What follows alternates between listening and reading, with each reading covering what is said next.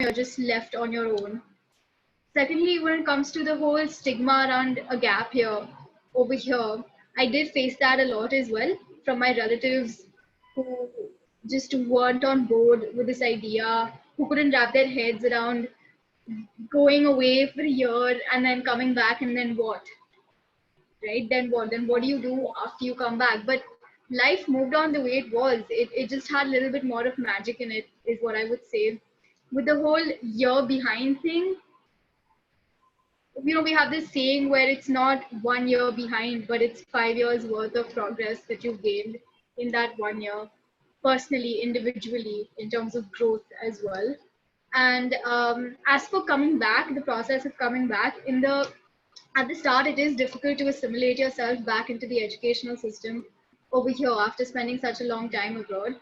But what I did gain from this 1 year that I was left behind was two different sets of friends as well, which is something people don't really focus on, because you come back, which means that I automatically become friends and assimilate myself into a completely new classroom and end up with more perspectives on things and how to view on how to view your course, how to go ahead from there as well. Sometimes just taking a little time off for yourself can be the best thing you can do for your career instead of calling it a year behind, which a lot of people do in terms of its stigma and taboo. So I think that would be my answer. It's difficult to convince your parents for sure if your parents aren't on board for it. Aren't on board, but it just takes that little bit of pushing here and there, some testimonials from previous exchange students who have been on exchange to kind of convince them. But yeah, I mean, that is something we can discuss later on, I guess, in terms of challenges as well. Yeah, I think hopefully through this panel discussion that we can address that stigma a little bit more of that it's okay to take a full year to, just get to know what you want to do a little bit better, get to know yourself better. Like it's worth it, even if you're not studying in that 1 year. It's completely okay. Karan, would you like to tell us a little bit about why you went on exchange? So my dad has a transferable job. We have lived in a lot of places. Personally, I've lived in around 10 houses. And so I had come to Mumbai and then I was like, let's do something else. So you could say that the primary reason was to get bragging rights, just go like, oh, I did an exchange here. Ha. And that's true. I'm not going to lie about that. So that was one reason. Second reason was, again, like you said, to figure out what you want to do later on. Third reason was Finnish education system, very good. Wow, let's see it for ourselves. And fourth reason, to get away from my family. No, definitely not. So that's why I went on here. It was especially to Finland because cold country. I always wanted to play in the snow. Like you might, yeah. Now that I say it out loud, these are all very insignificant reasons. Now that I think of it, but oh well. So yeah, just to see how far you can push yourself actually, and because there's always something higher that you can do, even if you do very well in one aspect of your life, you should always go around and look for new ways to challenge yourself. And personally, I felt that my life has been too easy, and you need an experience which is painful, which takes you out of your comfort zone in order to grow, which is why I went to Finland. Like, incredibly painful, no doubt about it, but also fun. Yeah. Thank you. Okay, I think what we're touching on is like making choices and doing things that you're not traditionally meant to do. From there, I think we can connect to Maitri's perspective as well. Doing a semester abroad wasn't something you had to do. There was a whole process, an application process. It was a choice you made. Why? Okay, let me see. There are many reasons for it. The first one was to get some level of exposure. Like I had enjoyed, so I went in my 4th year, which was my penultimate year. I was supposed to graduate in 2020. So it was 2018 and I figured I've lived 3.5 years here, done all the courses I possibly could. What is something that I can do differently? And I thought exchange provided the opportunity to explore something I wouldn't get the opportunity to explore in India. Like, for example, the subjects I talked about. A lot of what I studied was something I wouldn't be offered to study here. The second thing was very interest related in the sense that I was, as I said, very interested in international law, conflict, international criminal law. And there's no place better to study that than Israel, like at that point, in terms of relevant, not relevant, in terms of relative safety and access to both the conflict zones, right? So I thought that's one other thing. The third thing was to figure out if I can live by myself. I had gone abroad before this for a summer school, which was 2 weeks long, but it was basically with my mom packing all the essentials for me, telling me what to do. And I was just like living the life at that point, going out for socials, meeting new people. But I really wanted to see if when I'm put under some sort of responsibility, can I handle it by myself? So throughout exchange, I had to do, I had to attend university quite regularly. They were very strict on attendance and grading. Then I had to find a house for myself, which was a very challenging process. I think that's the first time I discovered that Facebook has an amazing potential to double up as a flat finding platform. So I did that. I had to vet my roommates, figure out which area works best for me, figure out rent budgets and stuff. I had never done that before, but it gave me incredible insight for what the future is to hold. Like, for instance, if I want to move and I will move out of my house to pursue a job, then the whole process of finding a flat, figuring out the budget, figuring out who I'm living with, that's something that exchange has already taught me. And the other thing was to see how it is to make decisions and bear the consequences by yourself. Like Ashishti rightly pointed out, exchange makes you feel like you're in control of some choices that you make in life. And then you're at that point where you do face the consequences of those choices. And to be in a completely different country for 4 months and living by yourself, making those choices by yourself, really teaches you a level of independence and confidence that staying in a very protected comfort zone doesn't. Like, when you step out of your comfort zone is when you sort of develop and figure out what you really want and who you actually can be, if, as Karan said, push to the limit. Right. So mine was a combination of an interesting study subject, new academic interests, and more of just trying to figure out. It's not a very Zoya Akhtar line to really find yourself. I think it's a really worthwhile exercise to do it at school level and also at college level. So those are the combination of reasons of why I decided to go on exchange. Right. I think we will be discussing in detail later as to like what exchange taught you and what edge you get because of exchange. But even before you've gone on exchange, just that you made the choice to go on exchange to do something that you didn't have to do to make that choice. I think that already shows you that you're like different from the rest, that you're willing to push yourself. And I think that's like already a quality of the three of you that's visible. Karan, you've raised your hand. Yeah, I forgot. Another thing I wanted to add was, if you're an individual who's incredibly awkward or like sensitive, like I was a very sensitive kid. I used to spontaneously combust into tears if someone would say hi, and I couldn't make eye contact with people. I would say that exchange is a pretty good opportunity, because the more types of friends you surround yourself with, the different environments you surround yourself with, you get more variety of people, like inputs, languages, types of people, and you can better find yourself. So yeah,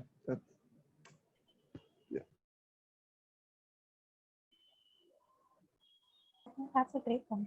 All right. Next question for the three of you would be, what are some hesitations that you had before going on exchange? Or what were some preconceived notions you had about exchange or about your countries that you went to or about the experience in general? And how did you overcome those? We can start with Karan this time, I think.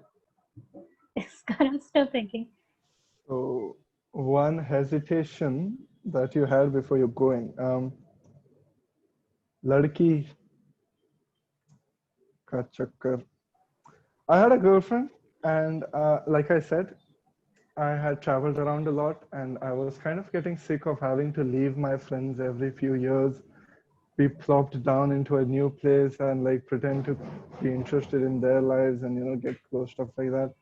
So before my exchange, I had all my formalities were done, but then my girlfriend threw me a birthday party, which made me go like, hang on a minute, I have so many friends here. Why am I leaving them? I can just stay here for 4 more years and have a normal experience. So that was the hesitation. How I overcame that is I broke up with her later on. And I'm like, girlfriend is temporary, exchange experience is forever, you know. So that is something that if anyone of our attendees plan to go on exchange, will have to face is leaving the people behind, leaving your friends behind. Another problem I had was my host family. Like, it was a very confusing thing. Like, first they said yes, then they said no, and then they said okay, maybe. So I felt like an unwanted potato. And yeah, hesitation and yeah, I am kind of slow, so I'll just think a bit more. Yeah, that's okay. This Shrishti, is what yeah. I like about this panel and about this panel discussion sort of setup is that I want it to be an honest discussion. I don't want, if you go to an exchange program sort of company, they're only going to tell you the nice parts of it. But doing this, leaving, friend circles and groups that you've formed, going to a place alone and having to like start over there, it takes a lot of guts, and it's a very real part of exchange that if I thought about it, I would be like, yes, but I guess it wasn't really pointed out to me ever. So yeah, I think that's good honesty. Shrishti, you can go next.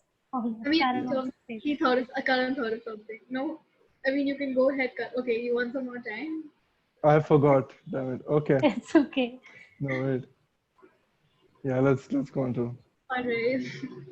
So in terms of hesitations, that was my problem. I didn't have any hesitations, and I jumped into it with a whole bunch of preconceived notions. Like, this is gonna be amazing. I'm gonna have the best time of my life, and nothing can go wrong.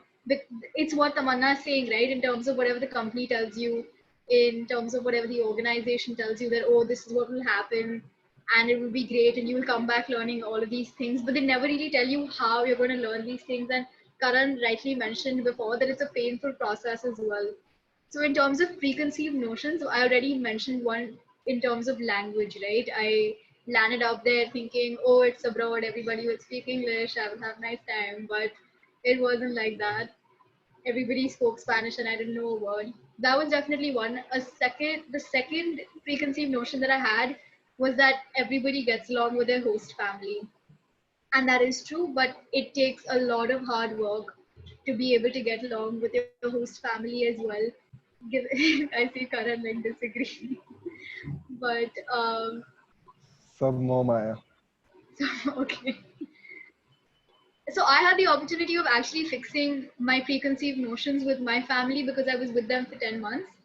Um, but that was one of the main preconceived notions in terms of it's going to be great. I'm going to get along great with my family. They want me there. I want to be there. What could possibly go wrong?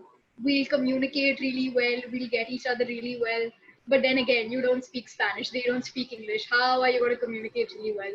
So for like 2 months, it was one long game of dumb charades as well, figuring out what the other person's saying, all the miscommunication between all of that, being offended, because you're alone, right, in a country where you don't know anybody, so you don't know what you are doing to offend that person or hurt that person, or what that person is, and that person doesn't know either what they're doing to offend you or hurt you, because your cultures are so different. And so I mentioned the sister, right, that I had my age. I didn't get along with her. That was another preconceived notion of mine, because right, I think majority of my exchange, I had a very tumultuous relationship with my host sister throughout the whole time, and that is because I went into it thinking that everything was going to be great. that there wouldn't have been any problems. You set your expectations at a certain level, but when they dropped even a little bit on this experience where you're so sensitive throughout the whole thing, it can really get to you. And even for the other person, because they have this complete stranger in their house. So how do you understand the stranger who's there? So I think I would say these were the preconceived notions. That whole picture that they show you, right? Like it's going to be a great movie, happy ending, everything happy ending for sure, but the whole process of it is a whole different movie altogether, is what I would say in terms of hesitation. Wasn't your family also, was it? Was your family, like, did they influence your decision? For example, like my mother did not want me to go and my father wanted me to go. So then at the last moment, I was like, Kiska sunu, inka sunu, ya inka sunu. So it really messed my head up, because in the morning I was like, okay, fine, I'm not going. In the evening, I'm like, okay, let's go study abroad, learn a new perspective. And the It's a big organizations don't family depend on it. decision, not just your own personal decision. It is definitely. Of course it is. I mean, in my case, it was like my boa's decision and my fupaji's decision and everything as well. They'd like call up my home and be like, how are you sending them, Vishal, Dimple? How are you sending her so far away for 10 months? What will she do over there? Padhai chhoot jayega, this and that. So for them, it's like if you take a break once, then you're forever on a break. But Yeah, that's untrue. exactly. Yeah. And in terms of my family, like Karan, I think my case was a little bit different because my parents were both pretty much, at least from what I know, they were on board with the whole. Yeah. But I don't know, Maitri, what about you in terms of like hesitation? Your Yeah. parents as well? Because I mean, I'm imagining because Israel isn't really a very mainstream country, right, to go to. So something about that. Maybe. The advantage for me was I was an adult. I was 21.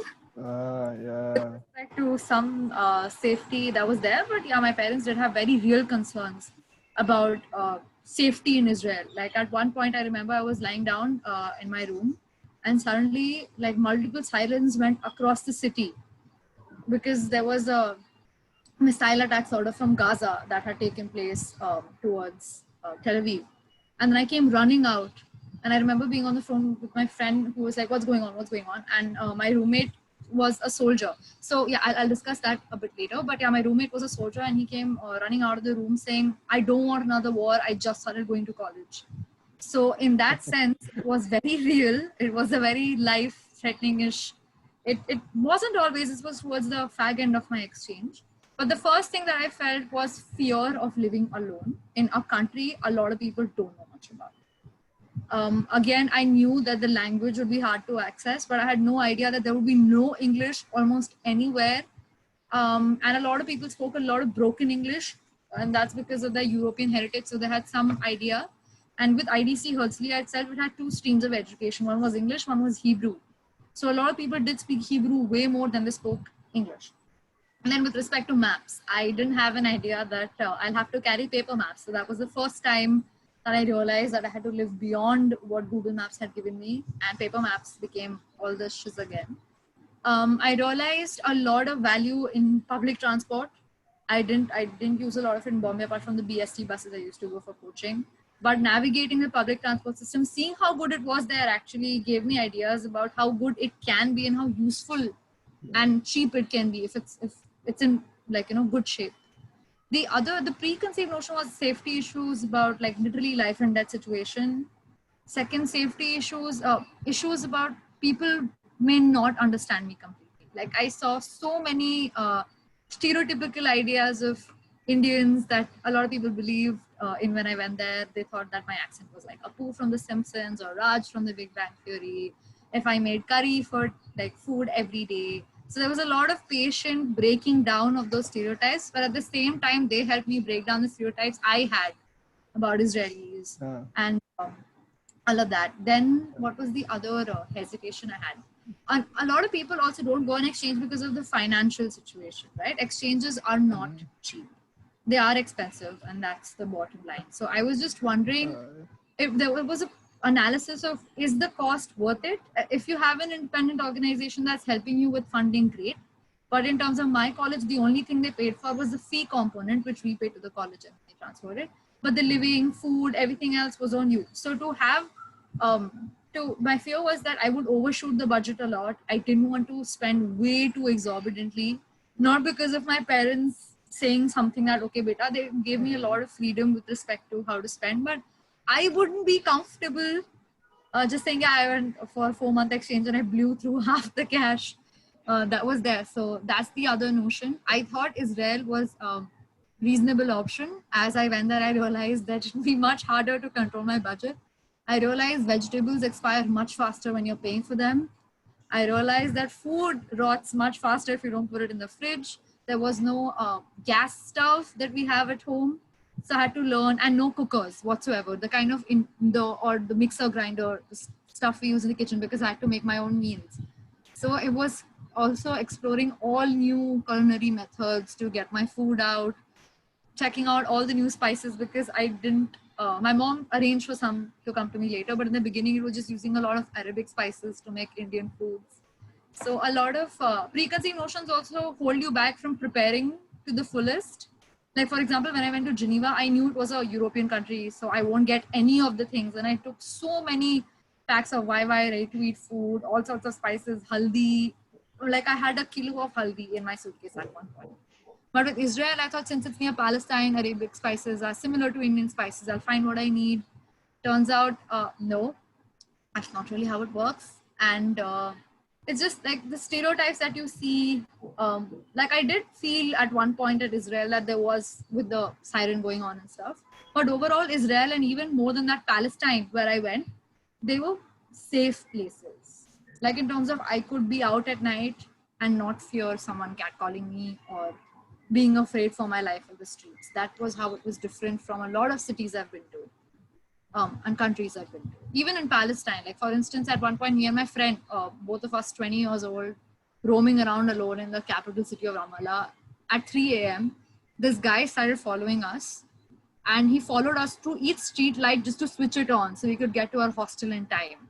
This is not the kind of stuff you see in the news or generally in mainstream media. That's the kind of stuff you experience. I do agree I was quite lucky. But yeah, it's this kind of pleasant experiences also that you tend to remove. Sometimes you're a little paranoid about some places, especially like conflict zones. So those were my broad categories of. For me, Yeah. the preconceived notion, now that I think of it, was I was incredibly confident. Okay, I'm like, dekh lenge, language, Finnish, 14th difficult language in the world, dekh lenge, how hard can it be?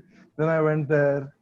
And then the thing is, when you come naya over there, everything is so sensitive. You're really sensitive about everything, you know. For example, if you're cooking food and if someone go like, I don't like that food, you will take it to heart, you know. And so that was one thing, you become really sensitive. Budget. I wish I knew how to budget, because पहले महीने में, like, I'm like, when you go there, I'm like, 50,000 खर्चा करेंगे हर महीना. But that did not work. I ended up spending too much, because I used to get sad. I used to buy a lot of chocolate, eat that chocolate, ice cream and everything, and that's not cheap.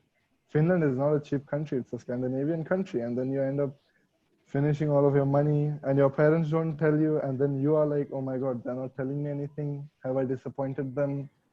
And, you know, stuff like that. And third thing is that you're an ambassador. You're a cultural ambassador.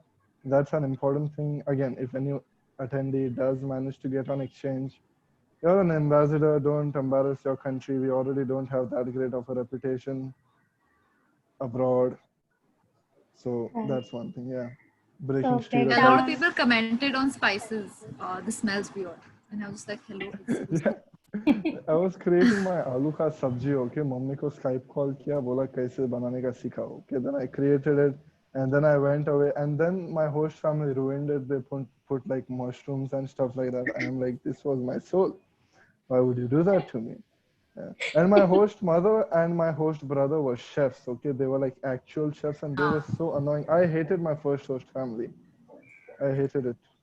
More on that later, but yeah. About this whole ambassador for your country. Suppressed emotion. Yeah, I'm sorry, what? No, I was saying that this is like an interesting thing that you picked up in terms of like you being whoever, like all of us were ambassadors of our country in this completely strange land. You know, the same thing was told to me as well, that you represent your country Yeah, well. definitely. And I took that role seriously, okay? Like what I did was I spent, again, my parents never stopped me from spending money, and I don't think that's a good thing. I wouldn't do that to my kid, but I spent like 80,000 rupees on buying gifts for everyone when I go there. Then malum pada baggage limit bhi hota hai, so I can't take all of those. So um, that, and secondly, I took bindis. Okay, so bindis, I took 10 rupee notes, bookmark, stuff like that, and I used to give it to people, and they used to wear it. Like one of my best achievements was to get this white dude to wear a bindi. Yeah, Yeah, yeah. that's So fun. you're an ambassador, no All doubt right. about it. So from this like round of answering, I think the tips that our audience needs to keep in mind that we would think would be: one, please learn how to budget your money before you Yeah. go. Secondly, don't underestimate anything. Learn your language, or at least begin learning your language, and just prepare yourself the best you can. Okay, my next question is for Shrishti. So Shrishti went for her exchange through Rotary, which is a huge organization.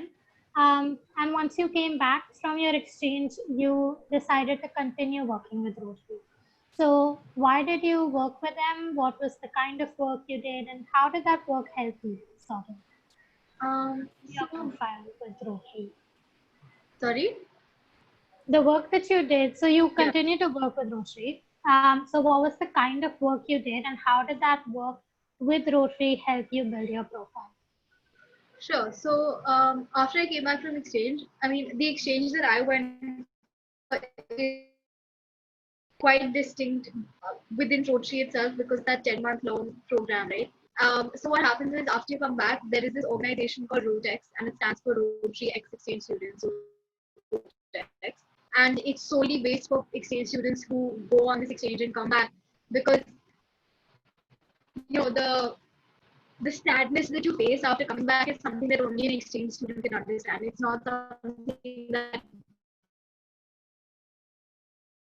who has not been on exchange from before would be able to understand because you need to be able to live, you need to be able to have lived that same experience. So that was definitely one of my main reasons for joining Rotex, to sort of find your crowd just when you come back before being pushed your home again, right? Because that is another part of exchange. In the essence of the word exchange, that is where your exchange starts really, when you start bringing what you've learned back home. In terms of the work that I did, we worked a lot with exchange students who would come to Bombay from different countries, right? So if I'm going to Spain, so say a Spanish student who would be in Bombay, we worked a lot with them because it's particularly different and difficult for them to adapt to Bombay and to India as well. And again, it's the same thing. Only somebody who has been on exchange will be able to help them adapt over here, knowing both cultures as well. So that was one of the reasons. The second reason was a lot of social work as well that Rotex and Rotary did during those years. That was definitely my second reason. And the third reason would be networking, which is something that you can definitely use your exchange organization for as well. 100%. I made some great friends through that networking whom I'm still in touch with. And moreover, in any sort of network, there's always something you can learn from them. There's always something you can give them and they can give you as well. The internship that I got at the consulate of Ecuador is something that I got through Rotex because somebody knew somebody and they suggested me, and I went and I applied for it, and I went through the whole process, the application process of getting that internship, right? So I wouldn't even have known about it in the first place if I had not been working with Rotex or with Rotary for that matter. Yeah, so those were my main reasons for working with Rotary after coming back. And then, life takes on. So I worked with them for about 3 years after coming back. And for the past 2 years, I've been a dominant member Rotary. Got too busy with college work. So I think that would be, yeah. All right. I think we've done, now that we've shared a little, personal experiences, a few little stories, we've gotten an idea of what your exchange experience was like. let's talk a little bit more about, so now your exchange is done, you've come back. What were the opportunities that you received because of your exchange program? And how did having an exchange program being a part of your resume or your CV, how did it give you an edge over your peers? Maitri, we can start with you.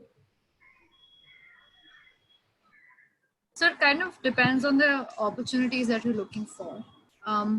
For instance, if you want to apply to a firm or an organization that looks for international exposure or qualities that you can value a diversity of opinion, you can engage with a large group of people coming from different places, then exchange is one way to show that you have that quality, right? Any sort of international exposure, in fact, summer schools, competitions.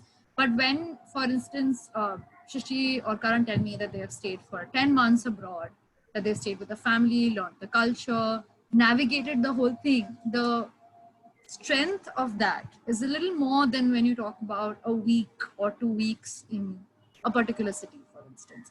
So I had applied for a few international law firms because I want to work in London. Both of them were Linklaters, LLP, and Herbert Smith Fields, like huge firms back like in London. And my exchange, even before I had left, so for Linklaters, I hadn't even gone for exchange yet.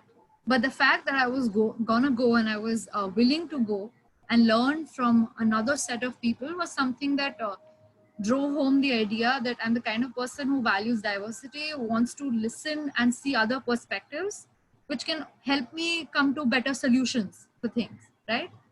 Way of packaging it. So there are two sort of gains from exchange. One is the personal gain that Shishti and Karan have spoken about, how you feel more confident, how you discover yourself, and that actually shows in conversations. It's not something you put in your CV, but it's something that comes across to the interviewer or through your application in the way you speak about yourself, right? And the other one is the kind of stuff you can put in your CV, which is first based on these values that an exchange program embodies: diversity of opinion, respect for other cultures, being able to, because both these firms were international firms, not only in the sense that people came across from throughout the world, but because they had offices across the globe.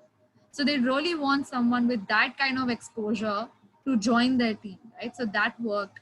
The other thing was subject matter wise, because I said I like conflict law and international law. When I applied for my master's and thankfully got through the Oxford Law Program, I had applied for international humanitarian law, law of conflict, and criminal law. And the fact that I had been on exchange for 4 months in Israel, studied that, spoken to the stakeholders from both sides who were affected by the conflict, added huge value to my application because it showed that I followed through, that this interest was anchored in a real experience. It wasn't something I thought of one morning saying, dude, this sounds so great. If I say this, my uni will take me. Because they've been doing this since forever. They know to pick out the genuine applications from the fake applications. The same with both the firms. When they interviewed me in person, I had been on exchange and they were all too eager to know what I had learned from it. And it wasn't my experiences as such, but how I captured them, the values I highlighted from the experience. The fact that I held confidence and diversity of opinion in, a level of importance, right? Or what are the initiatives I took during exchange? The fact that I went out to talk to people, to inform my viewpoints, to break my preconceived notions, and to like form realistic ideas than the kind of ideas I had in my head, that they didn't remain. The fact that I changed and I let myself change in a different environment then added a lot to both like the employer-employee sort of thing and also a further study sort of a situation. So exchange in that sense, this is again a college perspective, right? So I was already in a position where I had sort of decided what I wanted to do. I was already in law school.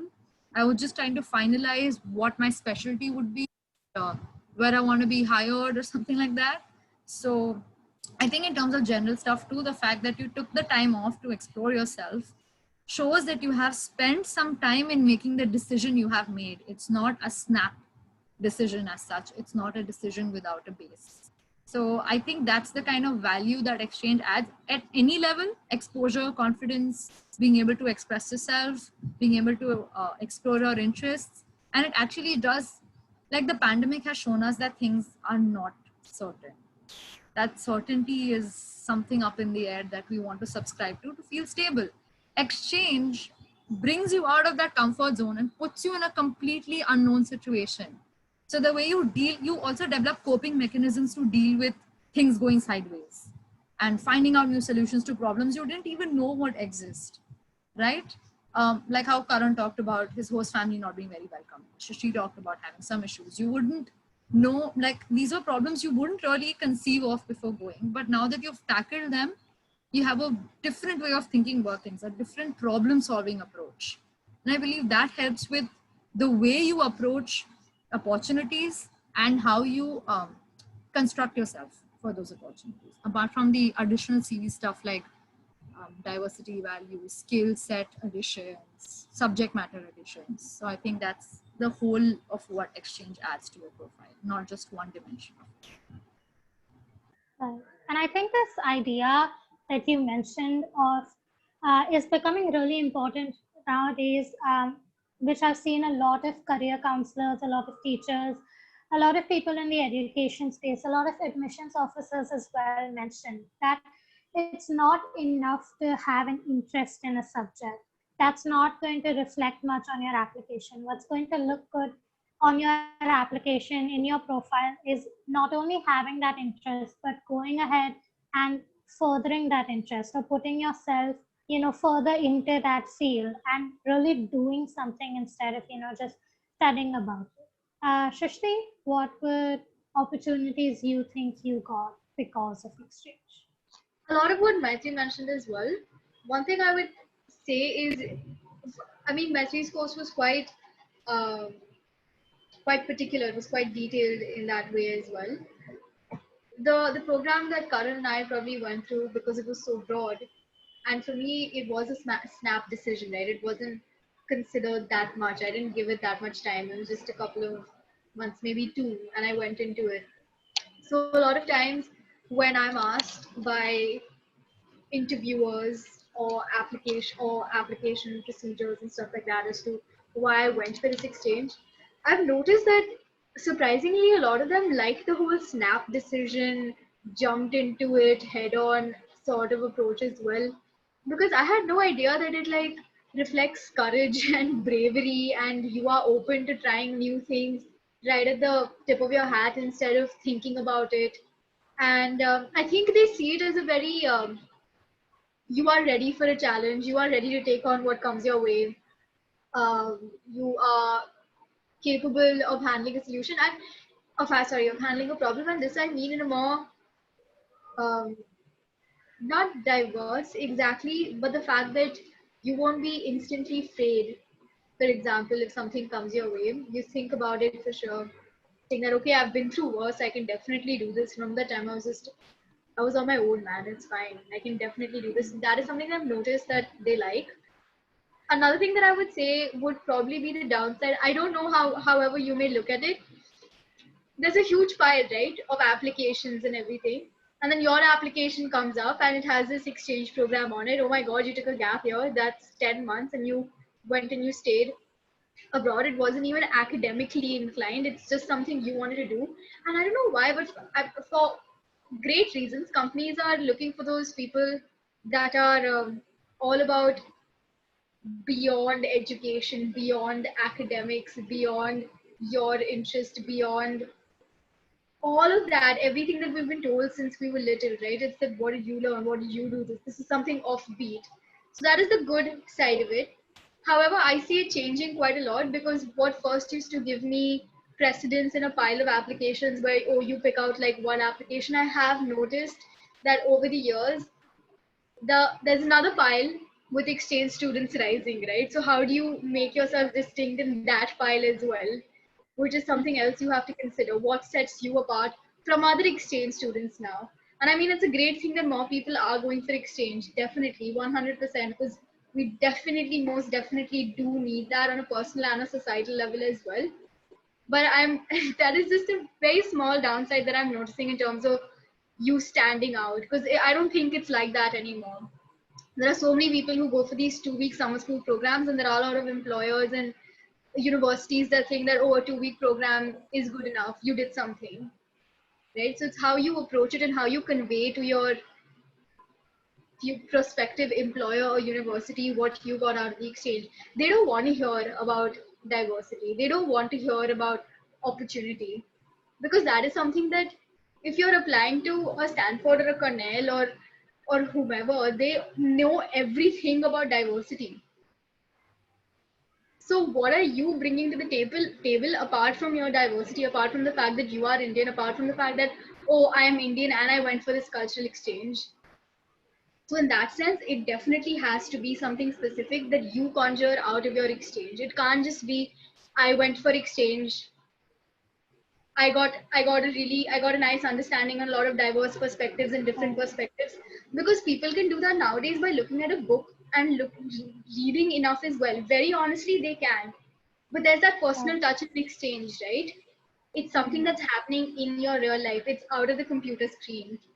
So that is something you have to convey to whomever you are talking to and want to use exchange as a quote unquote leverage in that sense as well. But I will definitely say that they love it. They love the fact that you've been on exchange, that you tried something that is there, but it's the degree of how much they like it is only something that you can induce and push it higher. I think in terms of values of diversity, etc., it works more for recruiters than colleges. So it's not something you'd want to highlight as much. I mean, it's a great thing if it's in our LLM app, but again, your approach always has to be has to keep in mind who you're approaching. Like if there is a firm that puts a premium, like the two firms I went to, they were gaga about, because a lot of these European firms have been facing criticism that they're just full of white people, right? Yeah. So they want people from other nationalities who are open to other outlooks to come in for either image purposes, law purposes, or maybe just to synthesize better solutions, right? Because obviously people coming from different jurisdictions have a different way of looking at things. So that way diversity might play a good role in terms of if your recruiters put it at a premium. But as Shrishti rightly said, you have to specify your exchange experience. Like in my LM application, it wasn't I went for exchange and that in itself is great, but I went on exchange to a conflict zone to figure out stories of people affected, which I captured and then used it to interpret the law later on. So it's a whole link, which is why going on exchange is not really enough now. But what is important is how you approached your exchange once you reached there, like the sort of things you experienced. Why? Because actually looking back, I think it's a very famous quote, you can only connect the dots when you look back.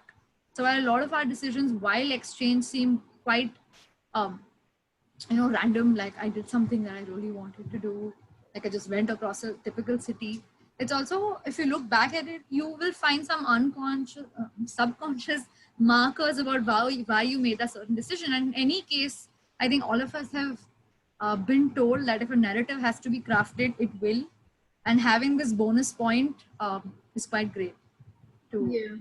As Shrishti said, again, lots of people are going on exchange. It's how you distinguish yourself from them by building a coherent and important narrative, but at the same time, not everything works for everyone. It's literally figuring out who you're approaching, the kind of candidates who will be approaching the same organizations, the same recruiters, the same LLM opportunities, and figuring out then how to add exchange. It's not a thing in itself, but the way you use it, like a tool, but it's an additional tool in your box regardless.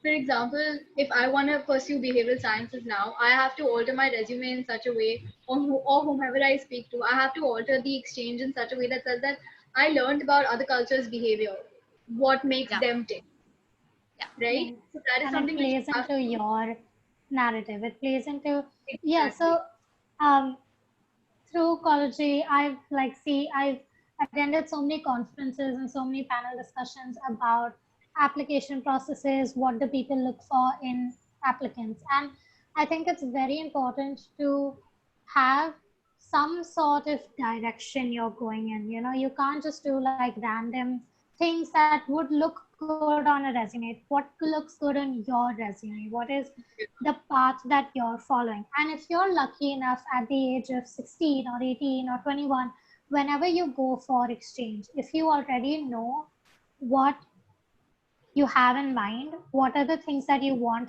highlighted in your resume, then I think it could help to have some sort of vision for your exchange program, that this is what I'm going to be focusing on, rather than it being a fun experience. Of course, it will end up being fun, but maybe the goal is to be like, okay, I was going there to sort of learn more about cultural behaviors, or I was to have a goal in mind when you go, don't just go blindly into it. I think that could be a Before good we thing. move on to Karan, I would like to add like another thing with this whole employer recruiter thing as well. Whomever you speak to about exchange, make sure that you do not make exchange your personality.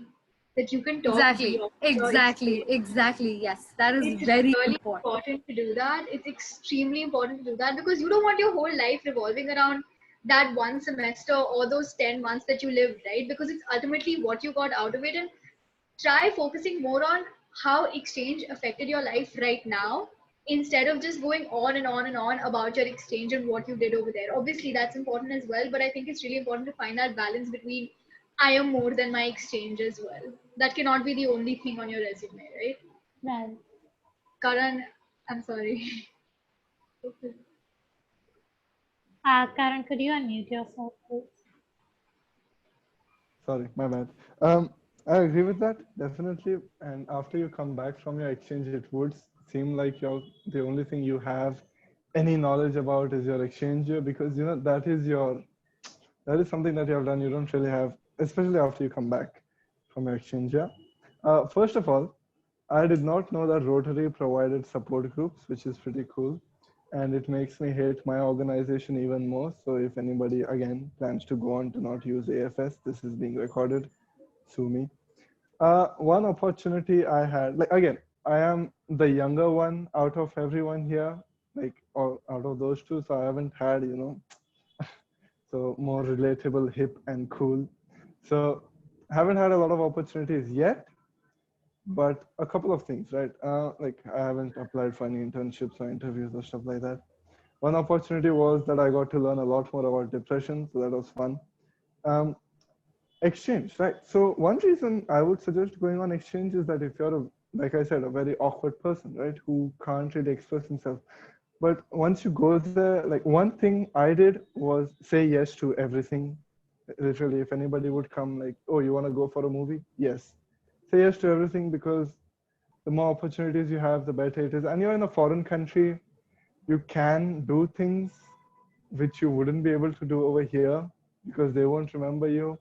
For example, I got caught shoplifting, I did graffiti, and yeah, so the list goes on and on. Point is, so it teaches you, like I had a very strong moral compass. I'm like, this is right, this is wrong.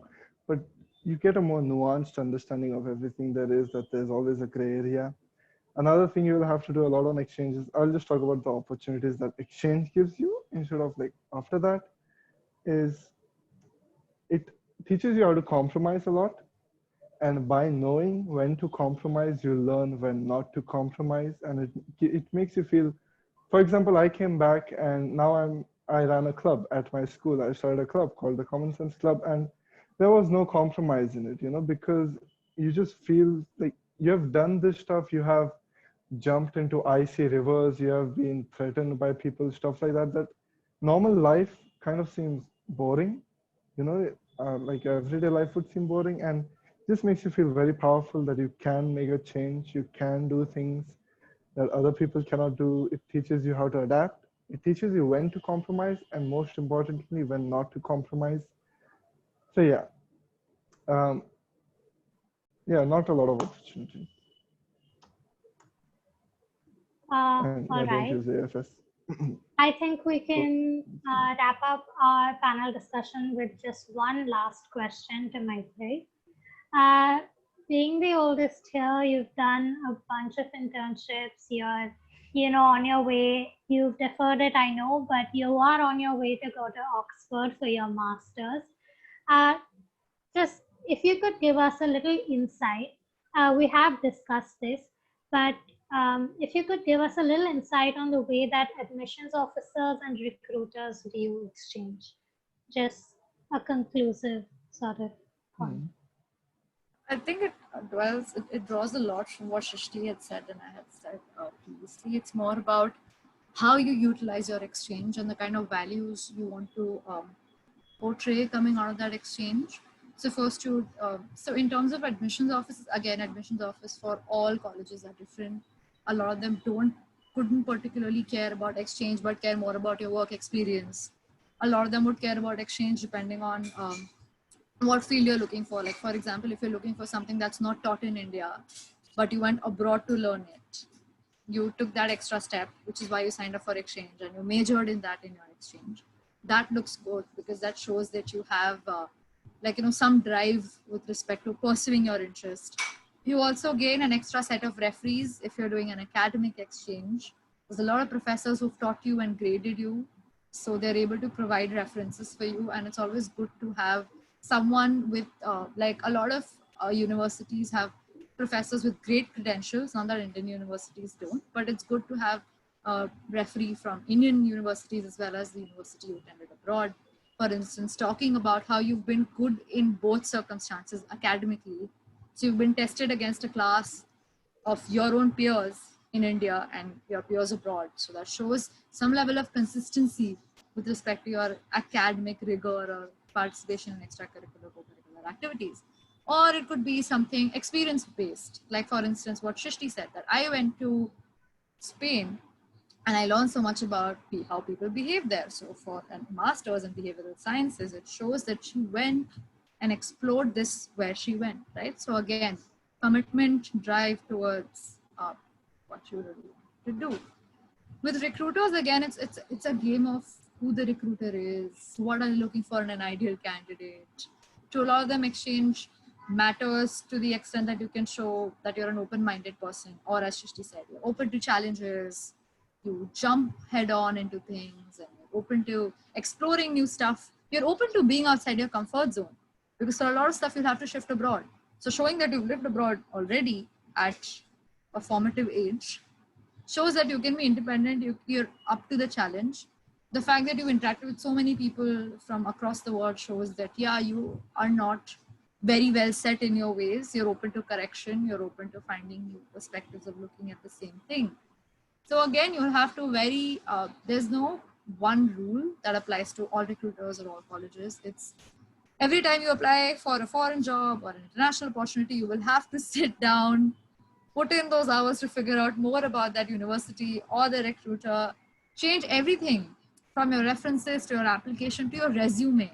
Like, you will tailor stuff that you really want them to see, pick out stuff that you not want them to see, because most of them will have a limit of a 1 or 2 page CV, right? And so you can't put everything in there. So you have to decide which one has precedence over the other, and then where does exchange figure? But again, as Shrishti said, not your personality. You should be able to talk about how exchange is a part of your life and not that you're stuck in it or that you haven't been able to adapt since you came back or something, right? And this is especially important for me and her, not Karan as such, because he just came back from exchange a year ago. But Shrishti and I have been gone a while. She went 5 years ago. I went 2 years ago, 2.5 years ago, right? So how it added to our profile without becoming all of our profile is something important. So 3 points to take home. Exchange is great, but it's not only that, it's what the values you call out from it or the experience that you believe is important, which can be determined by second, looking at your recruiters, looking at the colleges you're applying to, and then molding it according to the kind of application you want to submit. And third, being beyond exchange, keeping it as a part of your life experience, but not letting your life be engulfed by that or defined entirely by that experience. So I believe those are the 3 things that you should keep in mind. Yeah. I have a question for you. Yeah. Yeah, go ahead. I mean, so right now, I'm in like that whole like taking a gap year before applying for master's thing, right? So Yeah. I mean, I'm fortunate enough to like tailor my resume in a way to like take out things that doesn't need to be in there. But what would you say to somebody who doesn't have those many things to tailor? You know what I mean? So then you put it in a certain way. Like, for instance, if you have 5 things, okay, so let's look at this. There's a firm, for instance, who is hiring people. There are 5, there's 2 candidates. There's one candidate like me who has everything possible. I've done an internship here, there's my dad thought that's a bad thing because it shows lack of direction. While the second person's CV is very concentrated in the field they're looking at. The firm can look at my CV in two ways. One, that I'm a scatterbrain, that I can't decide what to do. Second, that I'm a person open to exploring everything. So the decision I've come to is a well thought out decision. Second CV also can be looked at two ways. First way is that, oh my God, he or she or they have done only these many things. They have a very restricted worldview. Second is, man, this person is so focused from the very beginning, right? So there's no right formula to that. It's how you sell it. Like when my CV was so scattery, I went to my application and said, listen, I've tried everything. And after trying everything, I've decided I want this. And the other person went, hey, my CV is very focused to show that I've always wanted this. So in both ways, it's how you sell it both ways and how then that makes a difference. It could depend a lot on luck as well. Oh, yeah. I think everything depends on luck. Right from where you're born to when you die, everything is really guided by luck. It's just the harder you work, the luckier you get. And the more you add, I think your chances get better. Yeah. All right. I think that was our panel for today. I think we reached the aim that we were going for of expanding our horizons a little bit, seeing exchange as a very helpful way of elevating your profiles, becoming more open-minded, more open to other cultures, getting more exposure. I hope the people who joined in, our audience, felt the same. Thank you so much to my panelists for coming on and sharing your experience and advice. And thank you to everyone who attended. Stay in touch with Collegy and to be informed about upcoming webinars. That's it. Thank you so much. If anybody else has a question at any point of time in terms of applying, or if they actually decide to go down this path, please feel free to get in touch with, I can't speak for Maitri and Karan, but at least for me, in terms of Rotary and everything, definitely feel free to get in touch with us in any kind of guidance, application, convincing your parents, anything. Convincing the parents. Yeah, either it could be through Collegy, or I could drop my email ID and for sure. If you're comfortable, feel free to put in your email ID in the chat box. Should I just drop it in the chat? Yeah.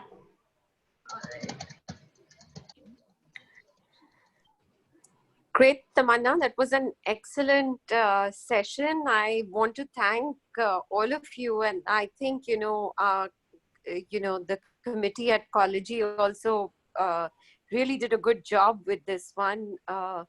Wonderful listening to your experiences and how much you've learned through each of these, and we'd love to have you again at another time. So we'll certainly be inviting you, right? Thanks again. And Tamanna, do you want me to end this now? Yeah. And all the best. Thank you. Thank you. All right. Thanks, everyone. Bye, Tamanna.